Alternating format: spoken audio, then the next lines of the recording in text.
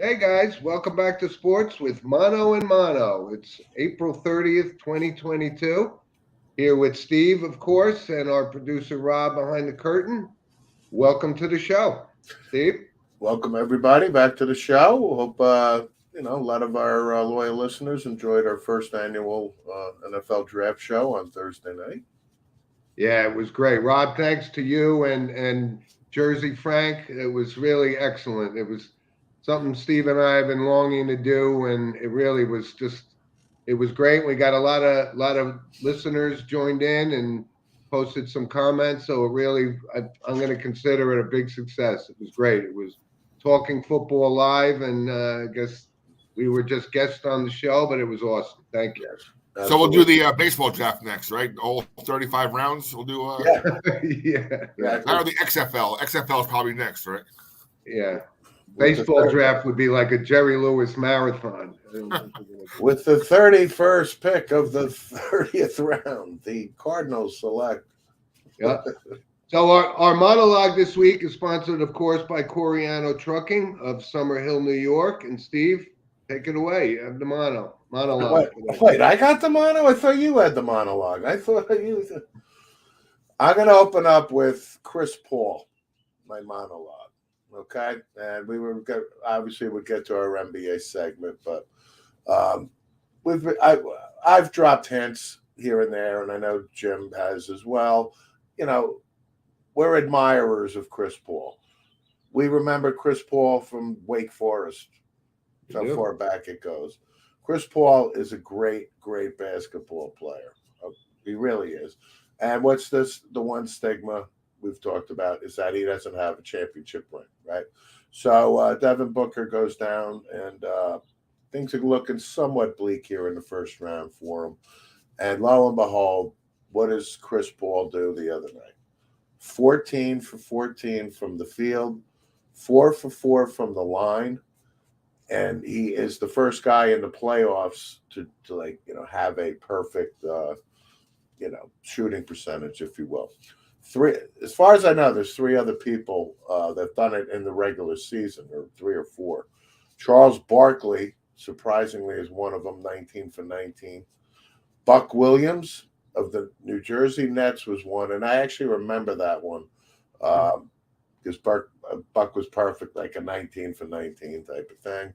Pau Gasol is another one. I think the Mhm. most recent, which was probably 10 years ago, something along those lines. But Chris Paul's the only one to do this in the playoffs. I'm not saying Chris Paul and the Phoenix Suns are going to win the whole NBA championship, but this year I'm rooting for the Phoenix Suns and Chris Paul in particular, to get a championship ring. And that's my Yep. Listen, I agree. That was, and yes, you and I have certainly been on the record as saying we're big admirers of this guy, and we'd love for him to get a ring and Harden not to get a ring, and he's Yes. not going to get a ring. But that was a great thing. I think the only other time somebody did that, I didn't know about Buck Williams. I'm sure all of those were within 5 feet of the basket. So Yeah, but that was Chris Buck's Paul was game. all over the place. Yeah. The first guess I had was Will Chamberlain, and then I automatically caught myself and said, "There's no way Wilt went perfect at the line." Right. Because that was just Will. He was like Shaq on the line for. Yeah. No, Wilt did something in the regular season. I think that right, but it was blemished a little bit because he was a horrific foul shooter. Yeah, but 14 for 14 in a playoff game with a ton of pressure. Yep. That's pretty good. So Yep. I think I said a couple weeks ago, I really hope Chris Paul retires without a ring. I don't want that for him. I don't think he deserves that. But Harden, you mean? huh? Harden, you mean? No, Chris Paul. I don't want him to retire without having a championship. Oh, okay, I got you. Right? Yep. Like, I don't think he deserves that. But it's uncanny that there are, we said this a couple weeks ago. It's uncanny that there are a few players, no matter what the sport is, as good as they are, as good as their teams are, for some reason, karma keeps them from, Yep. winning it all. Yeah, we should do that one day. Give our top 10 great players that unfortunately never got that sip of champagne for the championship trophy. Yep. So Steve, good monologue, and we will touch base on the NBA because there's a lot going on. But of course I wanted to start with the draft, and it really was just a great night for us. And I was looking at the overall selections in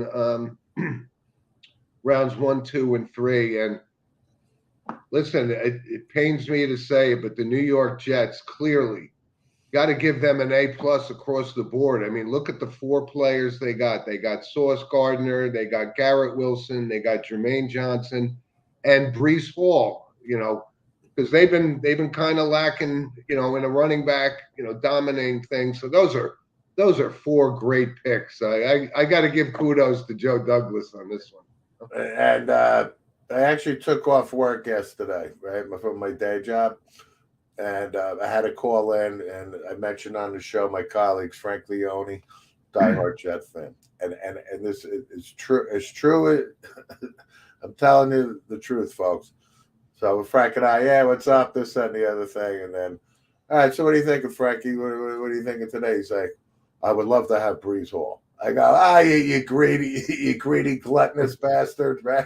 Yeah, you blew it. You blew it. You blew it. Now you're not gonna get him. Congratulations, Frank, on the acquisition of Breece Hall. Wow, what a great draft. A+ draft for the New York Jets. Joe Douglas had to nail this, and nail this he did. Yep. And listen, there's a couple other teams. Tony. I don't know. San Francisco was non-existent in the draft, so I don't know what. Tony, I think we want to hear more from you than you don't want to hear from us. How come you didn't trade Debo? I don't know that there was a market for him, to be quite honest with you. So, I would say the second the New York Jets nailed it, the Baltimore Ravens continue to. I think the Baltimore Ravens, since Ozzie Newsome walked into that room years and years ago, and the legacy that he's left, the Ravens draft so well, so good year after year. I love it. I mean, the Baltimore Ravens nailed it too. And I totally agree, because I really had 4 teams that I was going to grade like with an A, and the Jets were certainly one of them. The Ravens were another one. They got Kyle Hamilton, Trevor Linderbaum, and David Ajabo from Michigan. They nailed it too. Yep. So the thing about Ajabo, right? Ajabo would have been a first-round draft pick, but he hurt his knee on pro day. And folks, let's not forget Jim is the head coach of Michigan. John is the head coach of the Ravens. Okay, so I think John has some inside information that Ajabo will be okay. Listen, Ajabo may miss time, obviously, to recover, but the upside to this guy, he's a beast. Yeah. So the Ravens, with those 3 right there, outstanding draft. Outstanding. And that was one of them. And I got to also say, I thought the Atlanta Falcons did pretty well in this draft too. They got a wide receiver, right? They got Drake London. Yeah. They got always hard to pronounce, but it's Ebiketie from Penn State. Yep. And listen, this could be a sleeper. We don't know, but Matt Corral, and we talked about how shocking it was that there was only one quarterback in the first round, but I think he could be a sleeper and could possibly be the future for those guys, Right.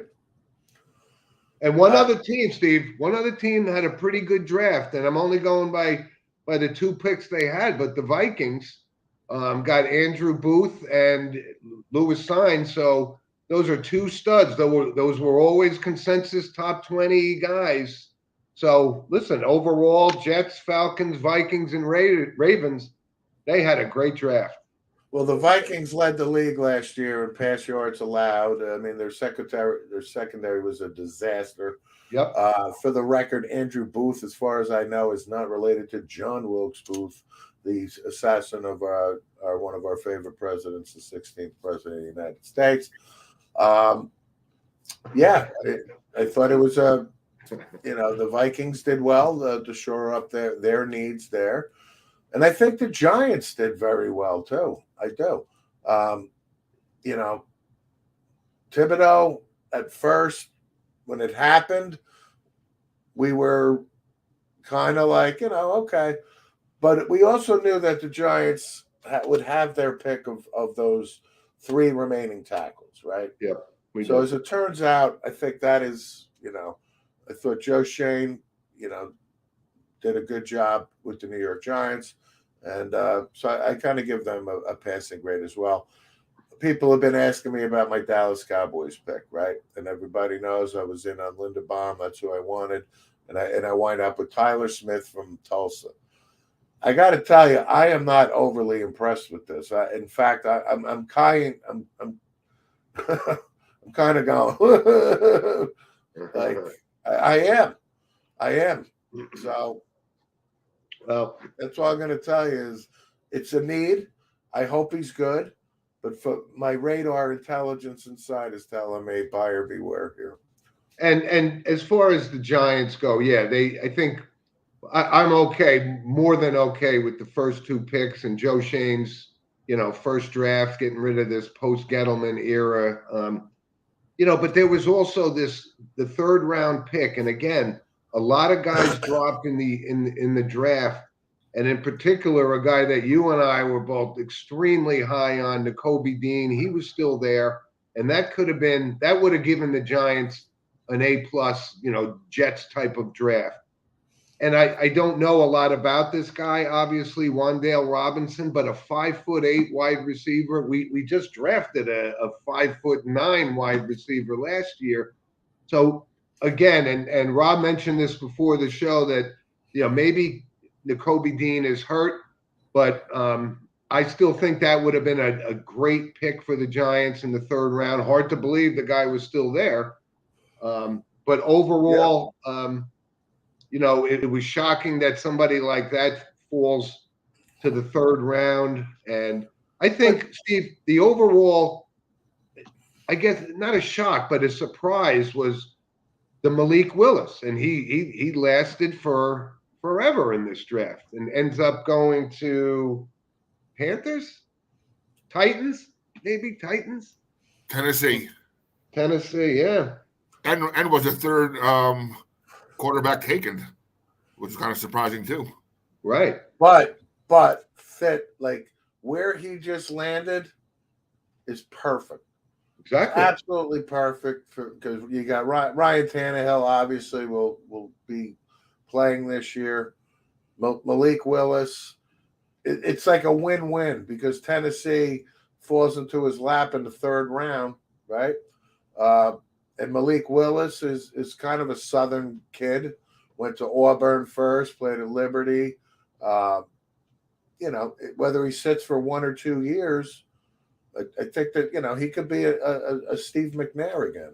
Yeah, and you know what? I was actually surprised because I thought that would have been a great landing spot and a replacement for Russell Wilson in Seattle. And Seattle had 2 picks in the 2nd round, and they passed on him as well. That was a surprise to me. Yeah, but you know what? Seattle took Kenneth Walker III. Yeah, they got a good running back. Yeah, and that's a pretty good pick. And one other guy I actually running back Michigan State for those that don't know.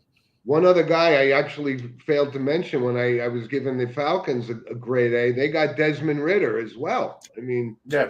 So A+ draft for them, but overall, top of my head, again, I'm a top of the head guy. I can't come up with a scenario that 2 top quarterbacks in a draft get drafted by the same team. Like a Ridder and Corral. Corral was considered possible 1st round pick. Desmond Ridder never fell into that, probable 1st round pick. But I tell you what, when you looked at Desmond, for me anyway, when Desmond Ridder got drafted, when he stands up, He's pretty tall. You know, it's like 6'4", you know. Yeah, and he's really He looks athletic. like a man, you know why? Because he is a man. I think Yeah. Desmond Ritter's like 23 or 24 or something like that. Yeah. Right? So bring it on. Matt Corral, Desmond Ritter. Again, Yep. Falcons get rid of Matt Ryan. You got Mariota for a year. And let's just say that the quarterback, position is you got plenty of candidates now. And there's really only one, I guess, of the top 4 quarterbacks still on the board, and that's Sam Howell from North Carolina. Yeah, but Sam will see at this point for Sam Howell, just gives him more fuel to prove people wrong. Sam Howell, wherever he winds up, I think Sam Howell's going to be a good NFL quarterback. Yeah. So listen, overall, I think it was great for sports with Mono and Mono. It was great for Surge Sports and Rob and his team as well. It really was. It was Jacksonville did well too. Before we close up the NFL draft, I thought Jacksonville had a pretty damn good draft as well. Yeah, well, they got a lot of work to do. That team's in disarray. I mean, yep, everybody does. You don't win the Vince Lombardi. You got work to do. Agreed. So, Steve, let's move on to the NBA. And I think we closed last week. At least I was mentioning I didn't think there was going to be any surprises in the first round, and I don't really think there were. But I keep talking about this guy. I can't be, of all of these kids in this playoffs, this Karl Anthony Towns impresses me every single time I see him. I hear him talk and play. Listen, they were matched up against Ja Morant and a really, really good-looking Memphis Grizzlies team, and they had leads. They blew it, but that's a team to be reckoned with going down the road, I think. Yeah, Karl Anthony Towns, he's a Jersey kid, Kentucky, right? Karl Anthony Towns is not leaving Minnesota. I think it'll probably be a player that plays his whole career in Minnesota. He loves it there, yeah. When Thibodeau was the head coach in Minnesota, Towns as a rookie and years 2 and 3 was a beast and dominant. And then Tibbs leaves, and again, Minnesota had to break this down. He's been somewhat quiet, I would say, over the last 3 years. Mm-hmm. Productive, but not to the Karl Anthony Towns, level that we're accustomed to it. But now, with this past year, the T-Wolves have had a good year, and in the playoffs now, he's showing his wear again. Karl Anthony Towns is a good dude too. He's not a malcontent at all. He's good for the franchise, good person. Wishing him success. Yep.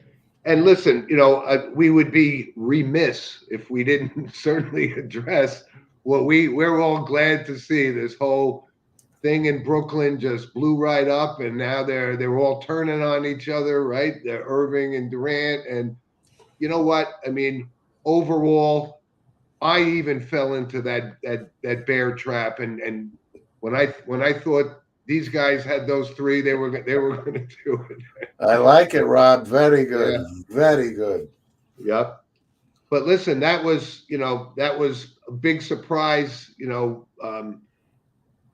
that they got swept out by Boston. But you know what? It's poetic justice in some aspect. And I think the whole reason we were talking about, and you and I, we've grown to dislike this James Harden and our feelings on Kyrie, although we think he's an absolutely great basketball player. It's just it blows up team chemistry, and Kevin Durant is the guy there. He's the leader of that team. He's still one of the best players in the game, but they got swept out by the Celtics, and the reward for the Celtics is now they got to play Giannis and the Bucks.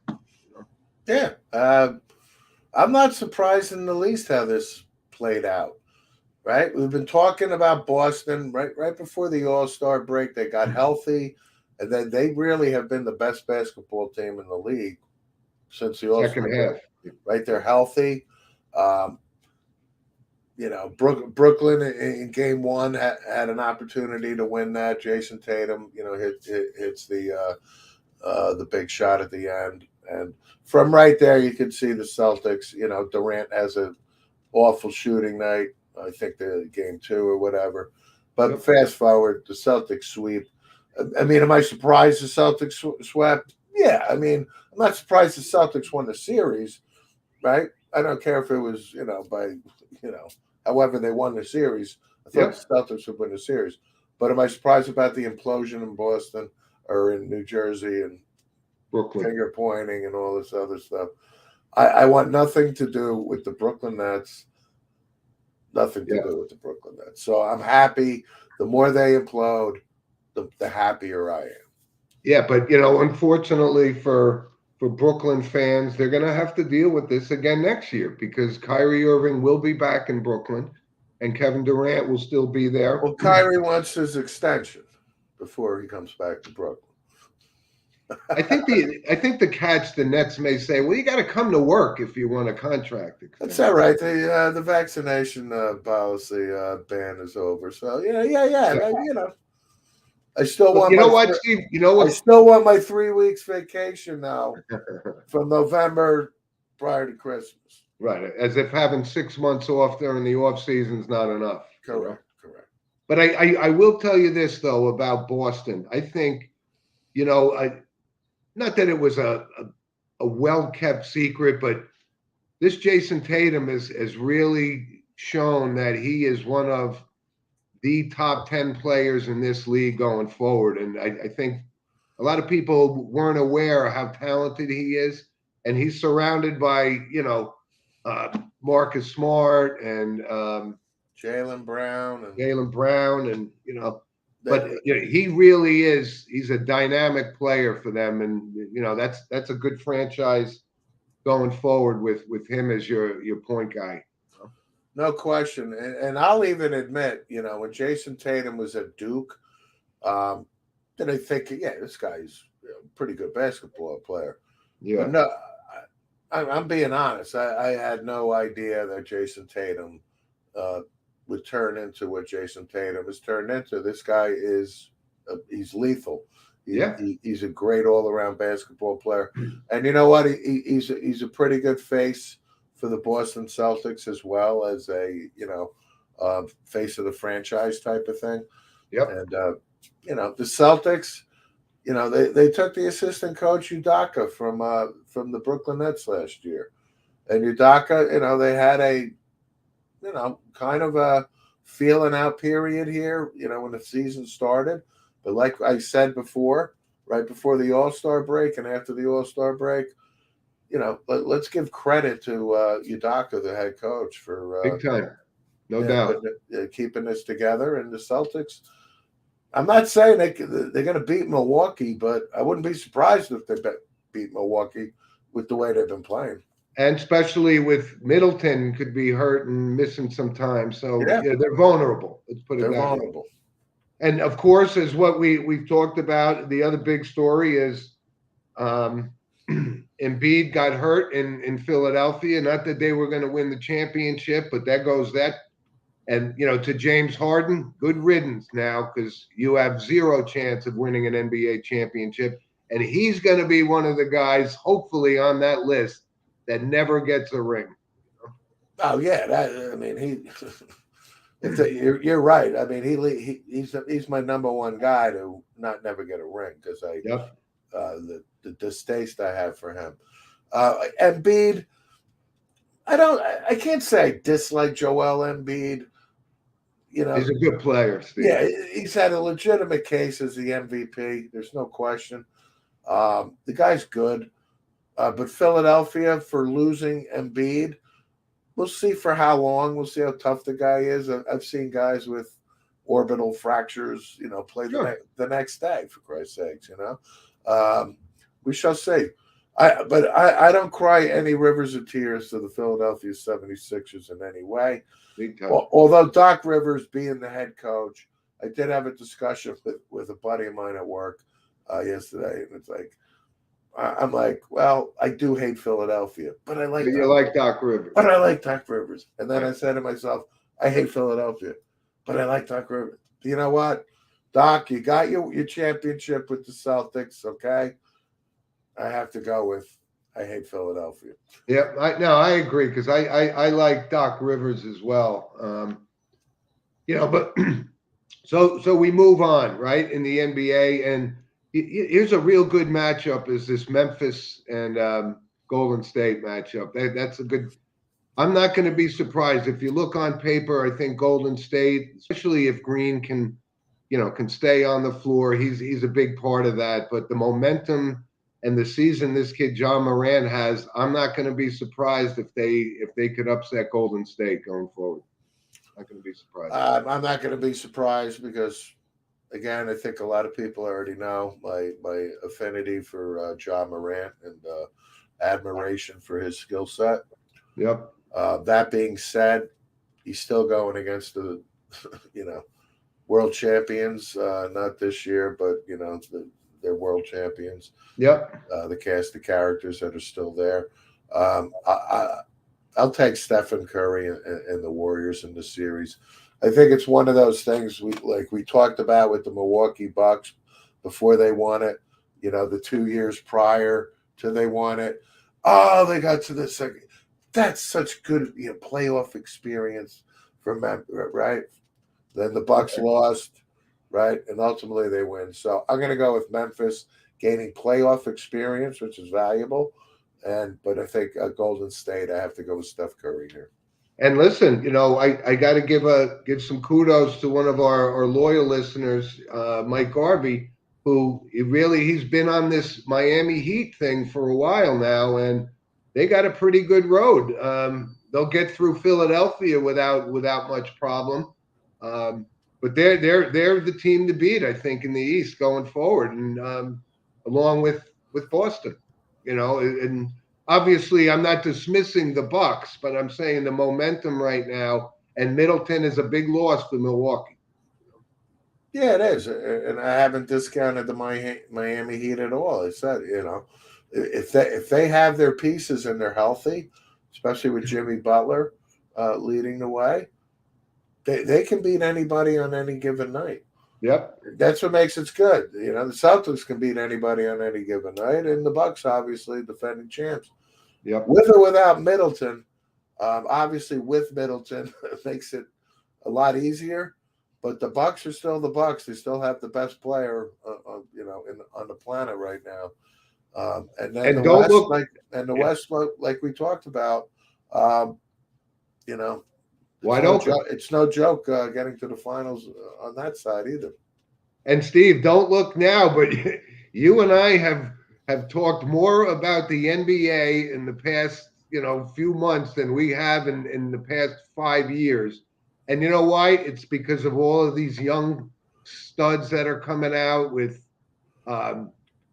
across the league, and it's actually really, really good basketball. When it really wasn't, it didn't pique my interest for sure for the past few years, but it's gotten pretty exciting. There's some really good competition there. Yeah. So Steve, let's move on to Major League Baseball. And also our hatred of certain players too. Well, that goes along with our passion to watch them go down. Hate is passion. Hate is passion. Yeah.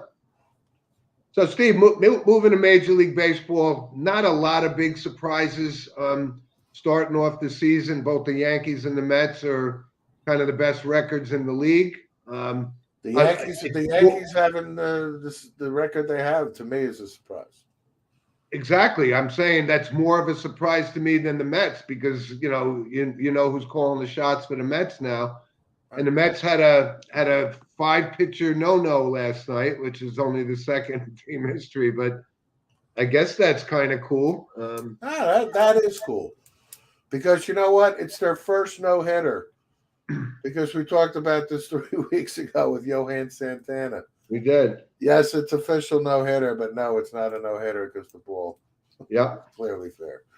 But as the baseball season moves on, like I said, I don't think there's a lot of surprises. I think the teams to beat, obviously will be Toronto and the Mets. And talking about underachieving though, as much as I like Joe Girardi, I just don't see him working in Philadelphia, and I just can't.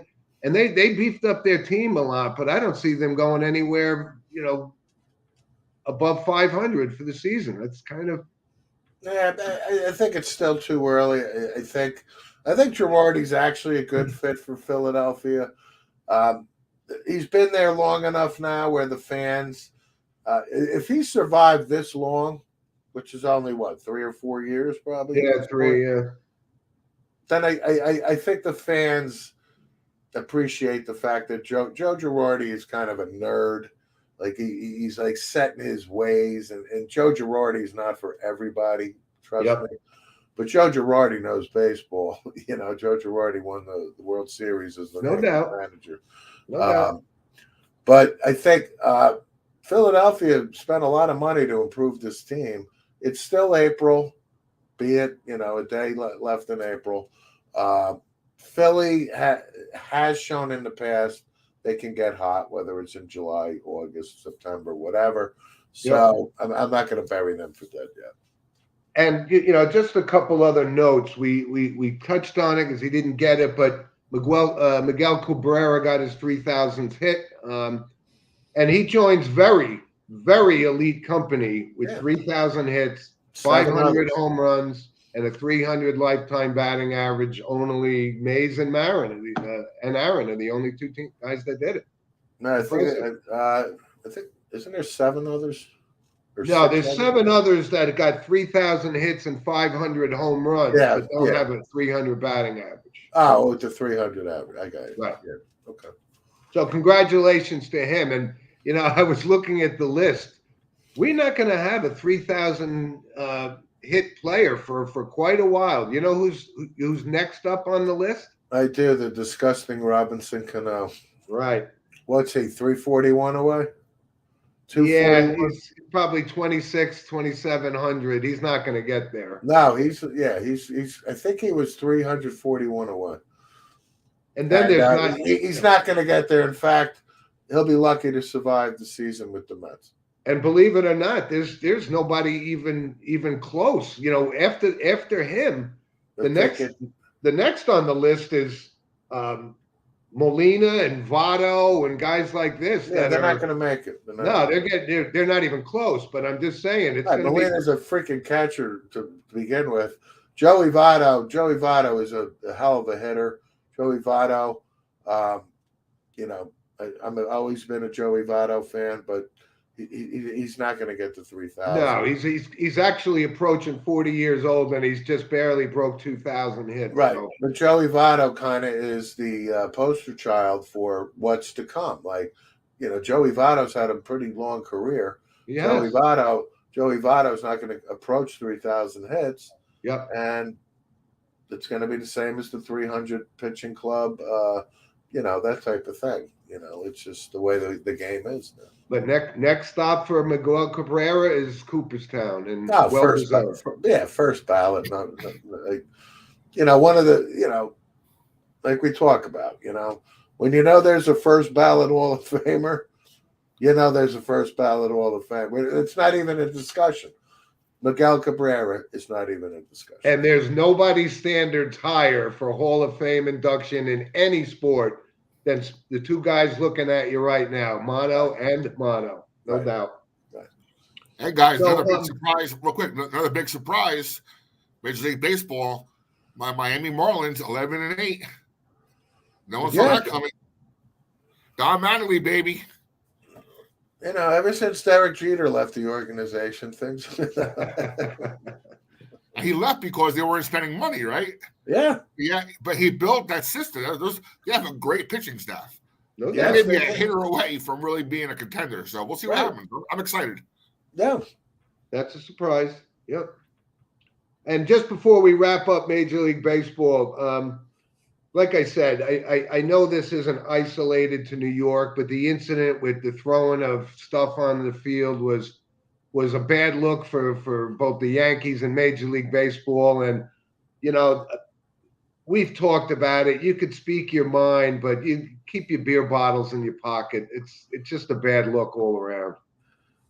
Listen, if I remember correctly, it was an afternoon game, right? So to tell you, I've been to 500 Yankee games in my life, and a lot of them start at 1 o'clock in the afternoon. The bleacher creatures are drinking from 7 in the morning until 3 o'clock in the afternoon. But Okay? these weren't even the bleacher creatures. I understand, but the tailgating and so on and so. I am not defending them whatsoever.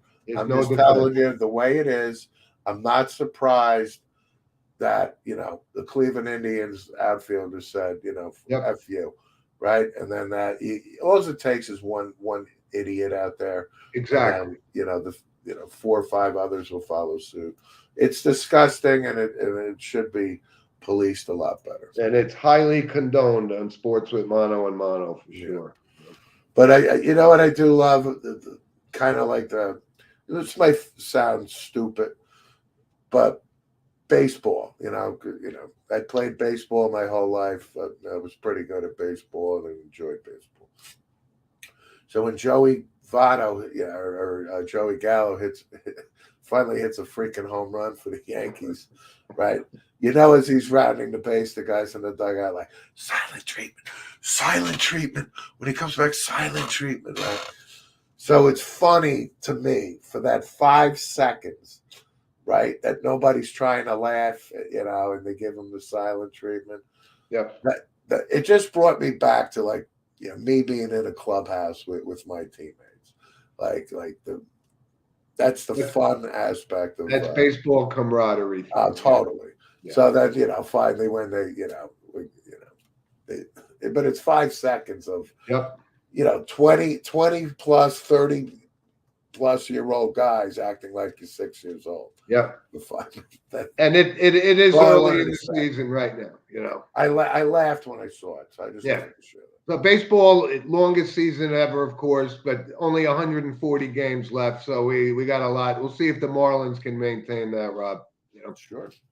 And I want to just touch this. Like I said, the regular season in NHL has come to a close, and the march for the toughest trophy to win, the Stanley Cup, begins. And obviously we've mentioned before we're Ranger fans, but you can't dismiss the year that this Austin Matthews has had. He actually got 60 goals, first American to do so. Connor McDavid has had an unbelievable year. So the NHL is in a good space with a lot of young talent too, just like the NBA. It's kind of transforming into watchable for even non-hockey fans, because these guys are really, really good. Oh, yeah. Listen, the New York Rangers, Chris Kreider, 50-plus goals. What a year. Yeah. What a year. What a year. Yep. I can't. The Stanley Cup, chase of the Stanley Cup is nothing like it. And it begins in about 72 hours. And the guys are resting up. And it's just intense from the moment the puck drops in game 1 till, it really is. And, we look at it this year. I don't recall ever, the number of teams that actually have gotten 100 points. That was always a tough milestone to get for during the regular season. But look at, you got a lot of teams out there with Florida, and you got the Carolina Hurricanes and the Colorado Avalanche and the Rangers. These guys all got 100 points. So yeah, the Calgary Flames. The Calgary Flames. Could it be the Calgary Flames this year, because they're that good? Yeah, they are. I believe they led they're right up there at the top of the leaderboard in the Western Conference, and Calgary. Top of my head, I'm thinking, what, when they win the Stanley Cup in the late 80s, right? Rob, can you look that up when Calgary last won? I'm going to say 20 years ago. I'm going to say like 88, 87. I think they did win it in 88, but I thought they might have had another run with Jerome and Gilna. What was that again? When's the last time the Calgary Flames won the Stanley Cup? Look, 13 teams reached 100 points. That's from one Yeah, of our listeners, and that's right. I, Yeah, I don't know who brought top that of up. my head. I can't think of another season where 13 teams reached 100 points. Never. There was never a season. I'll go on Yeah. record, and I don't even have to look it up. That'd be my freshman year at Seton Hall, 1989. 89. Good I call. said 88. 89 is close enough. Yeah, 33 years. Yeah. Yeah. Maybe Lanny McDonald may have been on that team. That was a Lanny McDonald, no doubt. So listen, enjoy the NHL playoffs because they're awesome, and our NHL segment. Well, Of course, 2004, our user said was the last time 13 teams had 100 points. Wow, I thought it would never have happened, but thanks for the correction. Hockey fan, love it. Yep. And our hockey segment was sponsored this week by Lynch Toyota of Manchester, Connecticut, who, like I said, we say week after week, is a loyal sponsor of the show, and we thank them. So, Steve, before we move on to our random points of interest, I know it's not till next Saturday, but the fastest 2 minutes in sports is coming up, Kentucky Derby next week, and I got to tell you, this is one of the most stacked fields that I remember in you say many this years. every year. This is the most stacked field. No, I don't say it every year, but I'm saying it this year. I'm kidding. And I'm going to give my early picks here. There's 3 horses that I really like, and there's 20. And I'm going to say out of those 20, there's potentially 15 of them that could win this. And I like White Abario, I like Messier, and I like Mo Donegal. Those are my 3 picks. It could change by next week because I know our loyal listener Corey Cole is quite anxious to hear our picks. But those are my 3 horses. And when you look at the field, and if you say I always say it's a stacked field, I don't. But there's Zozos, there's Cyberknife, there's Simplification, there's Early Voting, there is Epicenter. I mean, these are all legitimate Kentucky Derby winning horses. So I'm looking forward to it. We'll talk a little bit more about it on next week's show. But I just wanted to kind of give our preview that there's a lot of good horses in this race. That's a lot of potatoes. Seinfeld reference. Yes.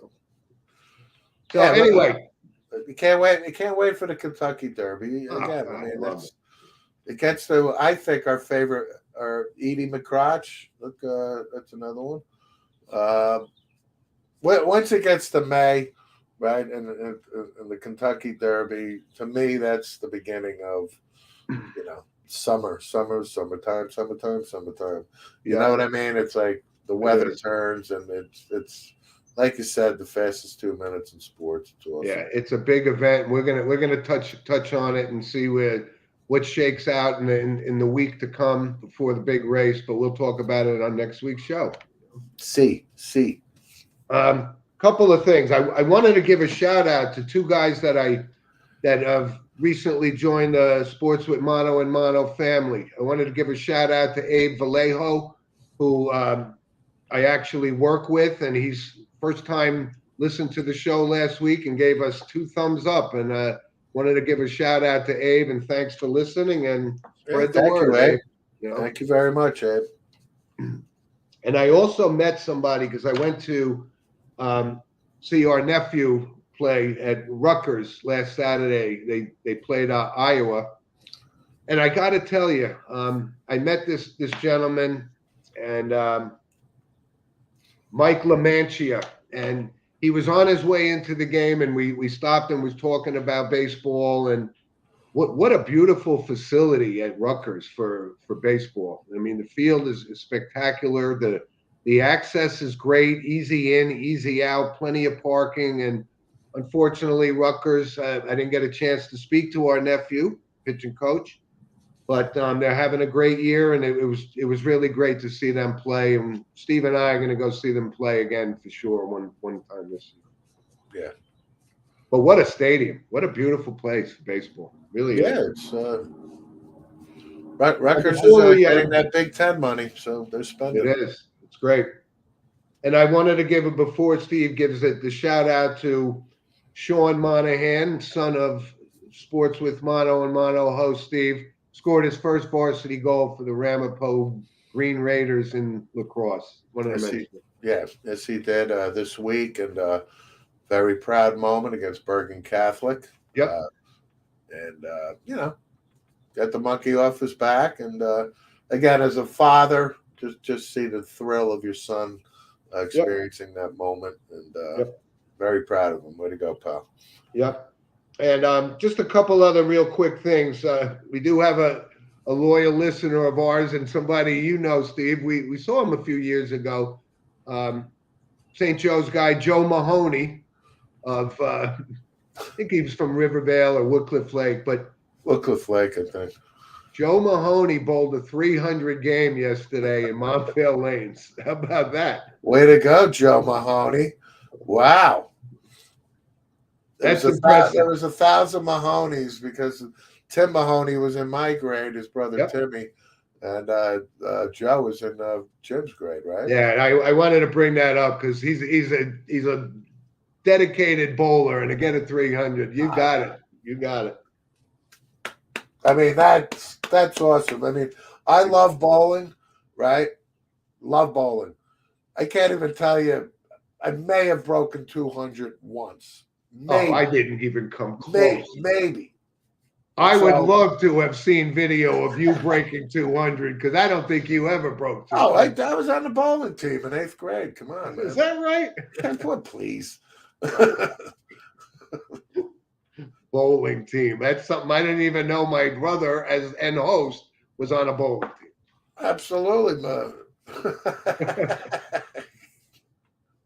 There's no question about it. Just a couple of real quick things before we wrap it up, Steve.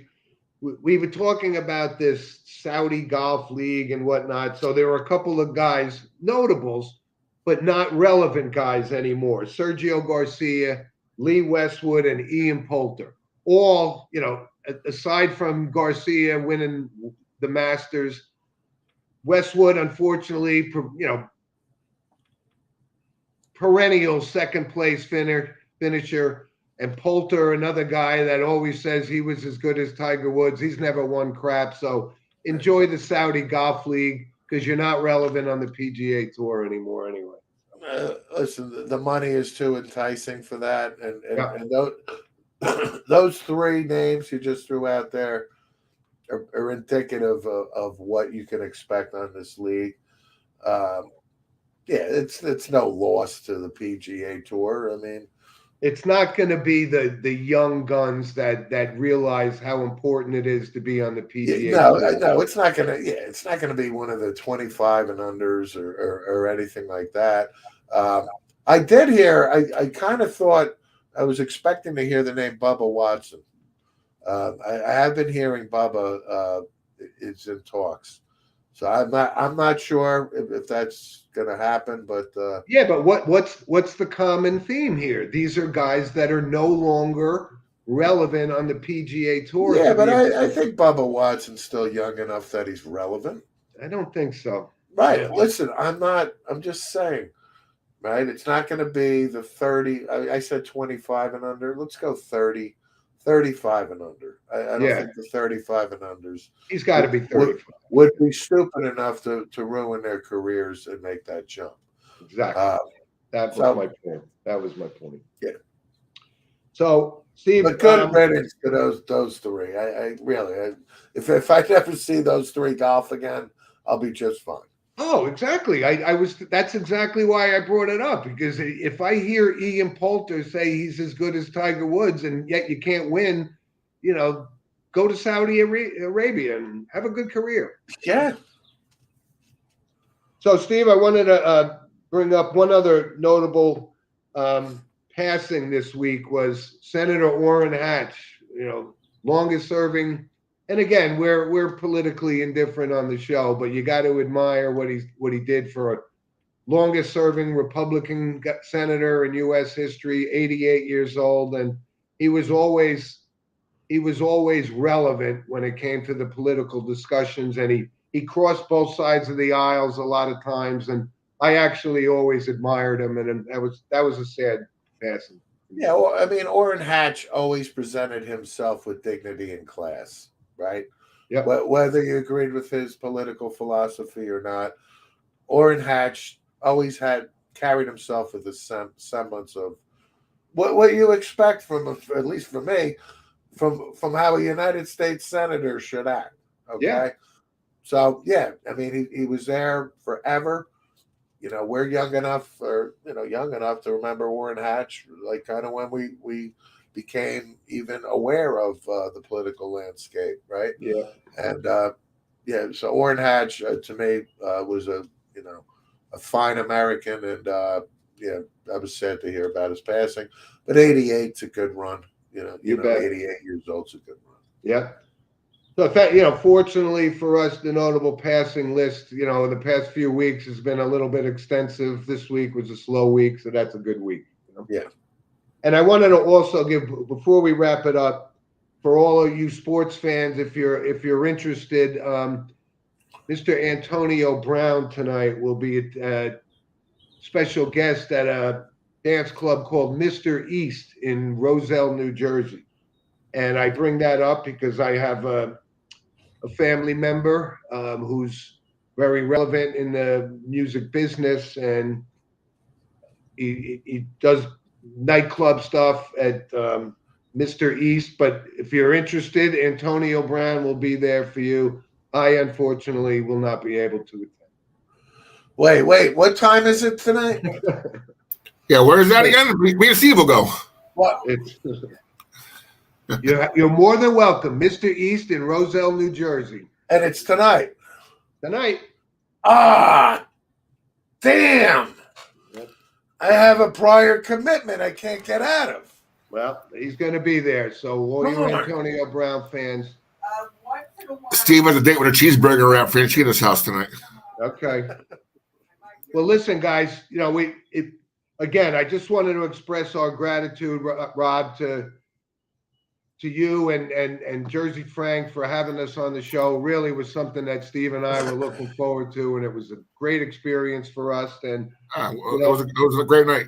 Yeah, it really was. And again, we can't thank our fans like Tony enough. Sorry, you guys weren't relevant on draft day, but we really enjoy the comments that you guys make, and we got a lot of good feedback on the draft show, and we're going to be there next year doing it again. Yep. Sure.